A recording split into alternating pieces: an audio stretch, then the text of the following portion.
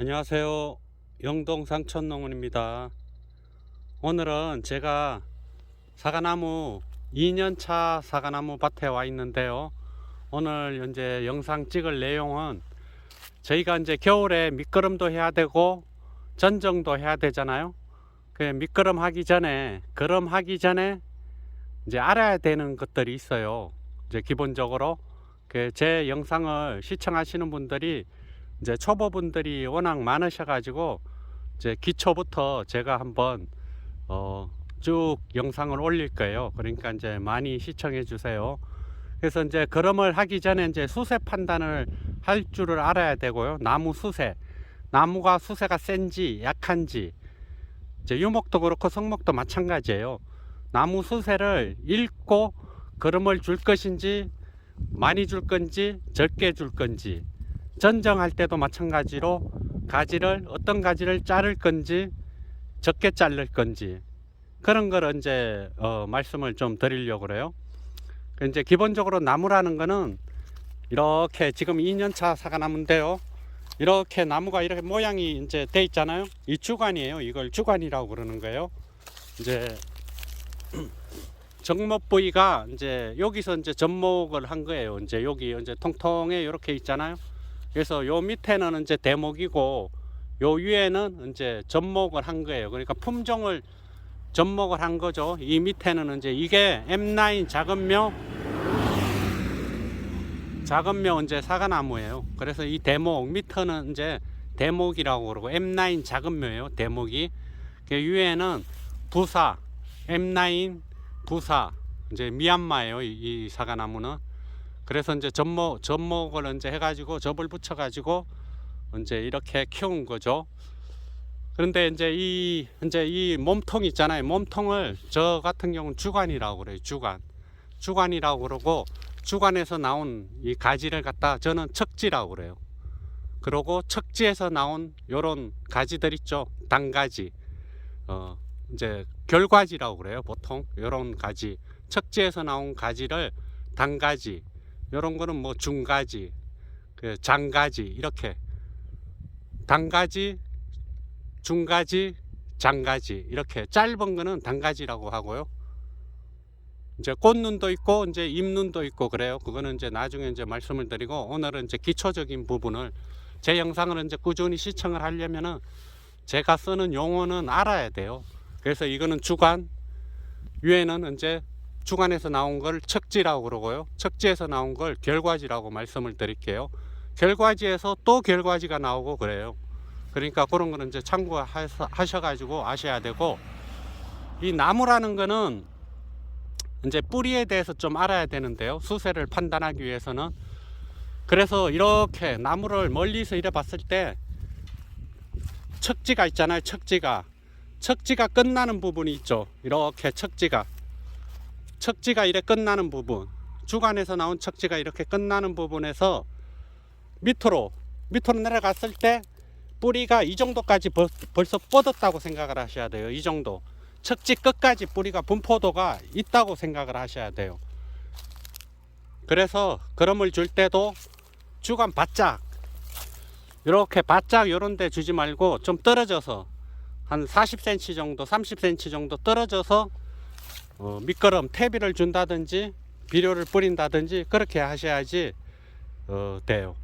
그래서 이제 이 뿌리도 이제 잔뿌리, 그러니까 끝에 난 뿌리, 이제 뿌리도 이제 굵은 뿌리가 있고 잔뿌리가 있어요. 그래 굵은 뿌리에서는 영양분을 흡수를 못하고 잔뿌리에서 흡수를 해요. 그러니까 원리가 이제 그 잔뿌리에서 흡수를 하니까 그런 거죠. 그래서 좀 멀리 이제 이렇게 거름을 주셔야 돼요. 골고루. 그걸 아셔야 되고, 그래서 수세 판단할 때 이 가지 척지 길이가 길면 길수록 수세가 센 거예요. 척지 길이가 굵어도 수세가 센 거고요. 이 주관이 굵은 것도 당연히 수세가 센 거죠. 같은 2년생이지만 주관이 다 달라요. 굵기가 멀리서 보면 다 언뜻 비슷해 보이지만 이 둘레를 보면은 이 주관 둘레를 보면 다 달라요. 이게 큰 게 있고 작은 게 있고. 그러니까 이게 굵은 거는 수세가 센 거예요.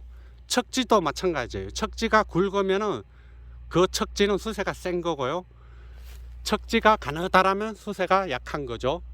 그러니까 다 이제 이걸 전체를 처음에는 수세 판단할 때 멀리서 이래 봐야 돼요. 지금 이 나무 같은 경우는 수세가 약한 편이에요. 약하니까 꽃눈도 잘 왔어요. 꽃눈도 많이 왔어요. 근데 수세가 센 나무는 이제 꽃눈이 안 왔어요. 그러니까 이런 나무는 꽃눈이 많이 왔다는 것은 내년에 착가량이 많다는 뜻이죠. 그러니까 수세가 약하다는 뜻이에요.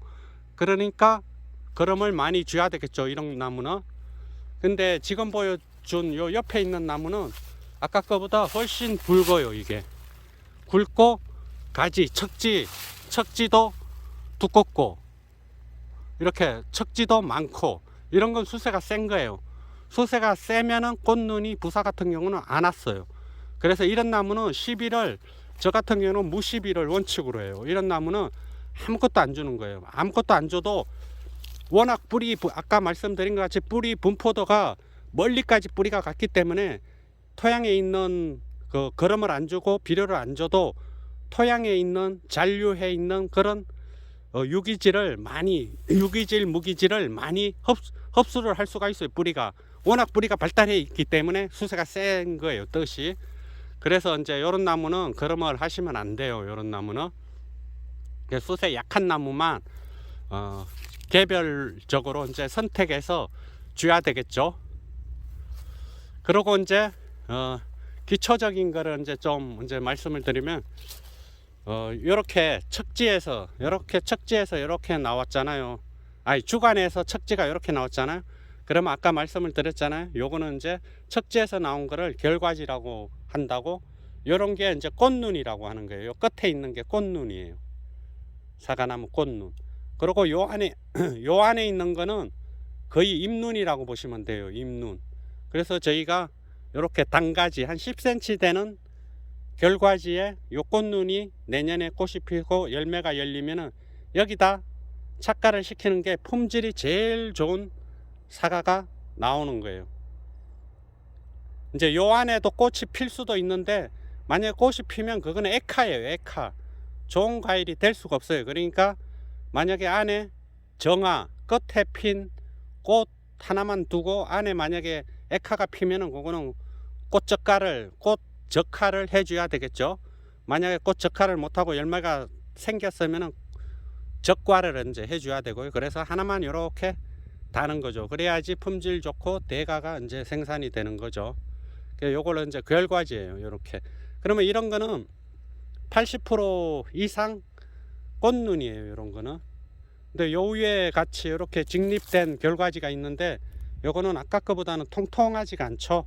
그래서 요런 거는 꽃눈이 될 수도 있고 잎눈이 될 수도 있어요. 그래서 확실하게 꽃눈인지 잎눈인지는 100%는 몰라요. 이제 짐작은 할 수가 있어요. 이렇게. 그래서 요런 꽃눈, 잎눈 구별법도 이제 아셔야지 전정할 때 이제 이런 거는 이제 안 자르겠죠. 그 도장지 요런 거를 이제 자르겠죠. 요렇게. 요런 도장지만 이제 전정할 때. 그래서 오늘은 이제 내용이 수세 판단이에요. 사과나무 수세를 판단할 줄 알아야지 거름도 줄 때 적게 주고 많게 주고 나무마다 다 다르게. 그리고 수세를 알아야지 전정할 때 강정정을 할 건지 약정정을 할 건지 이제 판단을 하는 거예요. 수세를 알아야지. 수세가 센 나무는 약전정을 해야 돼요. 그러니까 약전정이라는 거는 이렇게 예를 들어서 주간에서 나온 척지가 이렇게 있잖아요. 그러면은 이렇게 따라가 보면 강전정이라는 거는 끝에서 절반 정도를 예를 들어서 절단을 하면은 그거는 강정정이에요. 강하게 절단을 한 거잖아요. 이만큼을 잘라서 없애버리는 거예요. 그런데 약전정은 끝만 살짝 날리는 거예요. 이렇게 성장점만 날리는 거예요. 이걸 약전정이라고 그래요. 수세가 센 나무는 약전정을 해야 돼요. 그리고 수세가 약한 나무는 강정정을 해야 되는데 그 이유가 왜 그런가 하면은 강전정 한 만큼 강한 절단을 한 만큼 내년에 강하게 새순이 여기서 자른 부위 안쪽에서 튀어나와요. 한 두세 가지가 새순이 강하게 튀어나와요. 그렇기 때문에 수세가 약한 나무는 주간 바짝까지 강전정을 하는 거예요. 그래서 거기서 강하게 이제 가지가 생겨서 세력을 수세를 이제 살리는 목적이 있는 거예요. 그런데 수세가 강한 나무를 갖다가 이렇게 강하게 자르면은 안 그래도 나무가 수세가 센데 저장량분이 많고 수세가 센데 이렇게 강하게 절단을 하면은 도장지성 가지로 이제 되겠죠. 감당하기 힘들 정도로 강하게 나와요. 그러니까 이렇게 수세가 센 나무는 성장점 끝만 살짝 날리는 거죠. 가위로 요렇게. 그러면은 요걸 잘르지 않으면은 여기가 성장점이 제일 강한 성장점이기 때문에 하늘로 이게 새순이 여기에 내년 봄에 쭉 하늘로 솟아서 나와요. 그러다 보면 여기가 나대지가 되는 거예요. 결과지가 안 생기는 거예요. 여기가. 그래서 끝만 성장점만 날려주는 거예요. 그러면은 요 안쪽으로 요거는 이제 꽃눈이 아니고 요런 거를 이제 눈이라고 그러는 거예요. 눈. 요 눈 있죠. 다 눈 여기서 내년에 새순이 나와요. 새순이 나와서 결과지가 생기는 거죠. 그래서 단가지가 나올 수도 있고 중가지가 나올 수도 있고 수세에 따라서 장가지가 나와서 이제 꽃눈이 되든지 결과지가 될 수가 있는 거죠. 그래서 이제 끝만 살짝 날려주면은 요 안에 이제 결과지를 받기 위한 목적인 거죠. 수세가 센 나무는. 그런데 수세가 약한 나무는 이게 너무 약하기 때문에 여기에 만약에 결과지가 있다 하더라도 하나가 있다 하더라도 과일을 달면은 이 가지가 약하기 때문에 그냥 땅으로 완전 쳐박겠죠. 그러다 보면 이 척지는 수세가 너무 떨어지는 거예요. 떨어지다 보면은 영구적으로 이 척지를 사용하기가 힘들어요. 3년 4년 될수록 이 척지 하나에서 과일을 10개 20개 달아줘야 되는데 수세가 약한 나무에 처음서부터 과일을 끝쪽으로 달면 달수록 이게 척지가 점점 수세가 약해지는 거예요. 약해지다 보면은 이 가지는 좋은 결과지를 좋은 척지가 될 수가 없는 거죠. 그래서 미리 이제 그렇게 수세를 안정시키는 거죠. 오늘은 이제 여러 가지 이제 하다 보니까 또 옆으로 생 게 있는데요. 그래서 오늘은 이제 수세 판단을 할 줄 알아야지 모든 걸 할 수가 있어요. 거름 주는 것도 수세를 알아야지, 나무가 수세가 센지 약한지 알아야지 거름 양을 조정을 할 수가 있고요. 나무 수세를 알아야지 전정할 때 어떻게 전정할 건지 방법이 달라져요. 그리고 마찬가지로 이제 봄이 돼서 꽃이 피고 하면은 착가량을 수세가 세냐 약하냐에 따라서 착가량을 많게 할 건지 적게 할 건지 그렇게 판단을 하고, 그래서 제가 아주 중요하게 생각하는 게 수세 판단하는 거예요. 근데 초보자분들은 이 수세 판단하기가 쉽지가 않아요. 그래서 이 나무 같은 경우는 꽃눈이 많이 왔어요. 막 이렇게 다닥다닥 왔어요. 다 꽃눈인 거예요. 이게 다 요런 게 도톰한 게 요게 안으로 들어가면 단가지 꽃눈이에요. 그리고 이제 중가지 꽃눈, 이렇게 막 이 나무 하나에 지금 꽃눈이 어마어마하게 많아요. 지금 이런 거는 수세가 약한 거예요. 이런 거는. 그리고 내년에 또 착가량이 많겠죠. 그러니까 이런 거는 미끄럼도 해야 되고 비료도 해야 돼요. 근데 아까 보여준 그런 꽃눈이 없는 나무 유목들 있죠. 별로 없는 유목들, 그런 나무는 그런 걸 하시면 안 돼요. 그래야지 내년에 꽃눈이 많이 와요. 저도 올해 이 나무가 수평 유인을 적극적으로 좀 해줬으면은 더 꽃눈이 많이 왔을 텐데, 지금 올해 받은 가지인데 이런 가지 척지를 이렇게 따라가 보면요 거의 꽃눈이 없어요. 이런 건 다 잎눈이에요. 이렇게 이런 게 다 잎눈이에요. 요거 그러니까 여기서 사과가 달리지가 않아요. 이게 사과나무는 2년생 가지에서 꽃눈이 생기서 착가를 시켜야지 품질 좋은 게 이제 나오는 거예요. 그래서 사과나무는 꽃이 먼저 피잖아요. 꽃이 먼저 펴요. 그래서 내년에 달릴 꽃눈이 정해져 있어요. 열매가 몇 개 달릴 건지도 벌써 결정이 돼 있어요. 꽃이 먼저 피기 때문에. 아까 그 결과지가 벌써 이제 지금 다 결정이 났다고 그랬잖아요. 이런 꽃눈이. 그래서 이런 데 사과가 내년에 달리는 거예요. 그런데 감나무나 이런 나무는 그렇지가 않아요. 감나무나 배나무나 이런 거는 꽃이 같이 피지만, 배나무는 똑같아요. 이거 사과나무하고 이제 꽃눈이 다 이제 정해져 있는데, 감나무 같은 경우는 이런 꽃눈이 없어요. 없고, 요런 눈에서 새순이 나와요. 먼저 새순이 나와서 이제 거기서 끝에 꽃눈이 생기는 거예요. 그런데 사과나무나 배나무나 이런 나무들은 거의 다 이렇게 꽃이 먼저 피어요. 이렇게. 그래서 내년에 몇 개 달릴 건지 다 정해져 있어요. 이걸 자세히 보면은. 그러니까 꽃눈 판단할 수만 있으면. 그래서 이제 수세 판단하는 거를 이제 저는 엄청 중요하게 생각해요. 그래서 아까 얘기한 이 주간 굵기 그걸로 판단을 하고요. 척지 굵기, 척지 길이 그런 걸로 해서, 겨울에는 잎이 없잖아요. 겨울에는. 그래서 그걸로 판단을 하는 거예요. 그래서 요목 같은 경우는 이제 수세가 센 나무는 무시비 하는 걸 원칙으로 생각해요. 그러니까 원래 정확하게 하려면은 토양 검사를 해야 돼요.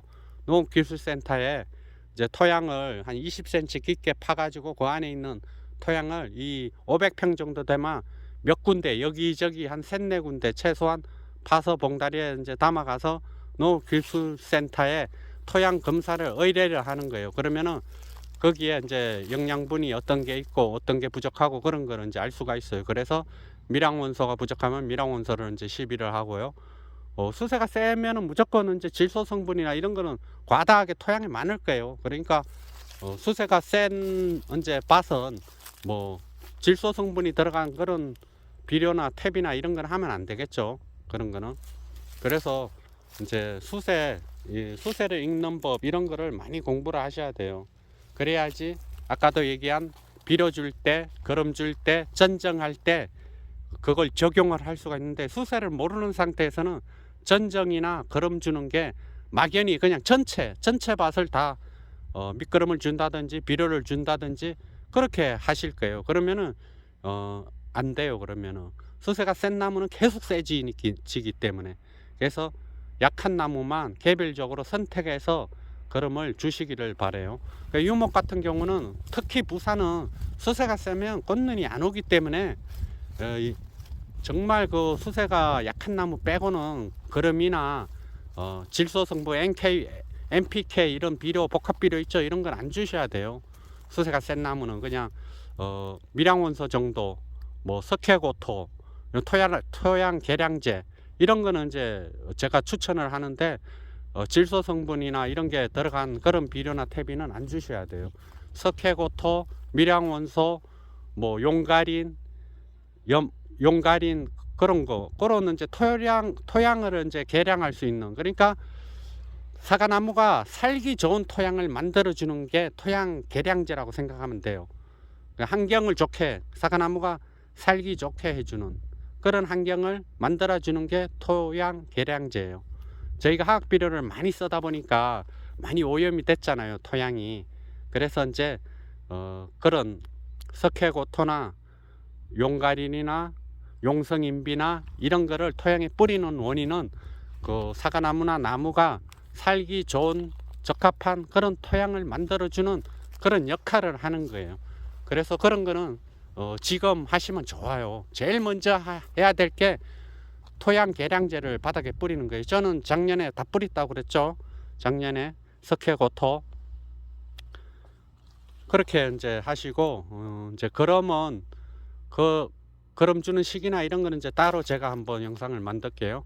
그래서 오늘은 이제 수세 판단하는 거, 그거를 이제 사과나무 수세 판단하는 거에 대해서 말씀을 드렸어요. 앞으로 이제 시간 날 때마다 제가 사과를 많이 지금은 어느 정도 판매를 했어요.